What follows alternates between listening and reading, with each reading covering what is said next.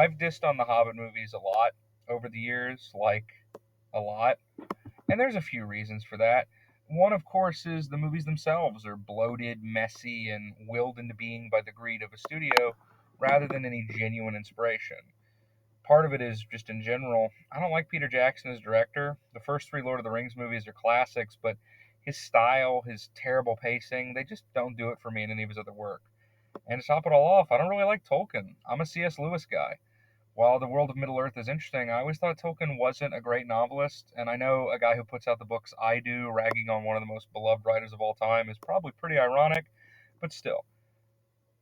And yet, if I was making a list of films that I have fond memories of, movies that have impacted me personally, strangely, The Hobbit would be near the top. Part of it, of course, is the age when I saw them. An Unexpected Journey came out when I was in the seventh grade, and the other installments in the trilogy seemed to coincide with formative years in my life. I vividly remember these films getting announced and the excitement before that first movie, especially. I remember my friends gathered around my old laptop, and when the music swelled in that teaser trailer, every single one of us was like, dude, this is the coolest shit I've ever seen. We had so many theories about where it was going, about the fates of certain characters, and in hindsight, the funniest part of that is that nobody bothered to read the book to actually find out the answers to those questions.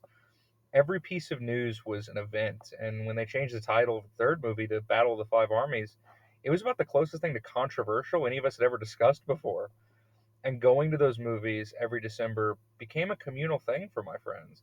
Lots of us liked Game of Thrones, a few of us liked Star Wars, but I don't remember anything as unifying as everybody coming together to watch a new Hobbit movie. I mean, I was never much of a partier, so outside of birthdays, those were some of the biggest gatherings of friends I was ever part of. And the funny thing about these memories, as I'm sure you've gathered by now, is how little they had to do with the actual movie. Something I had to learn as a critic was the ability to separate out the joy of a theatrical experience from the film itself.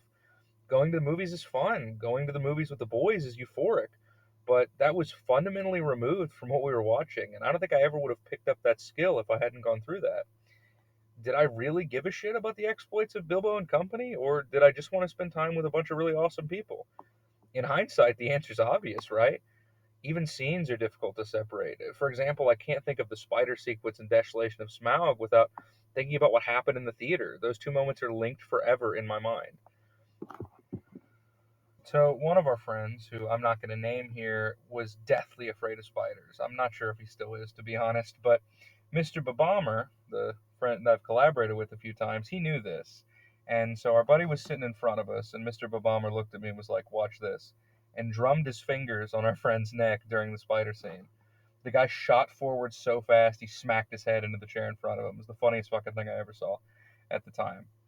And even the third movie, which I didn't like even back then, was formative too, in a way.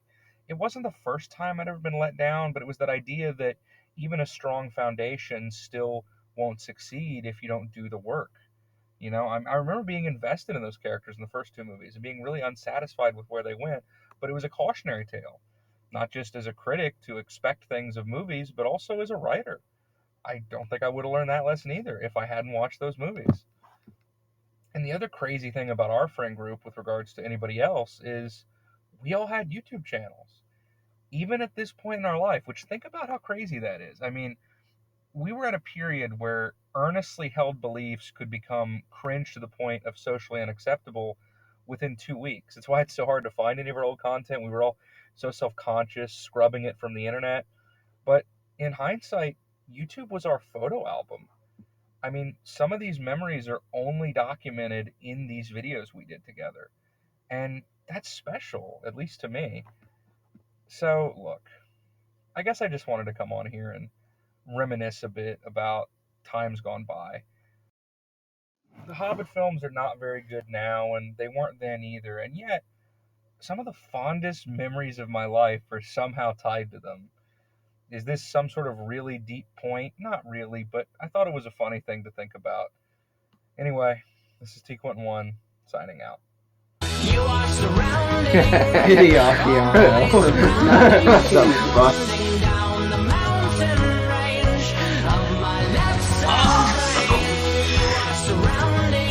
What have we learned today, Remy? A lot about the planets.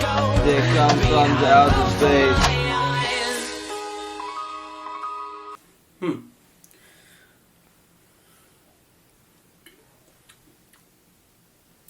I'm not sure how to feel about that.